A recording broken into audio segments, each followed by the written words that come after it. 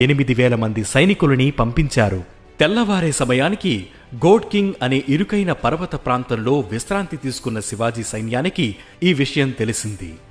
ఆదిల్ షాయుల సైన్యానికి చిక్కకుండా వేగంగా విశాల్గఢ్కు చేరడం అసాధ్యం. అలాగే అక్కడే యుద్ధం చేసి ఆదిల్ షాయుల సైన్యాన్ని ఓడించడం జరగని పని. బాజీ ప్రభు దేశ్పాండేకి ఓ ఐడియా వచ్చింది. గోడ్ కింగ్ చాలా ఇరుకైన ప్రాంతం.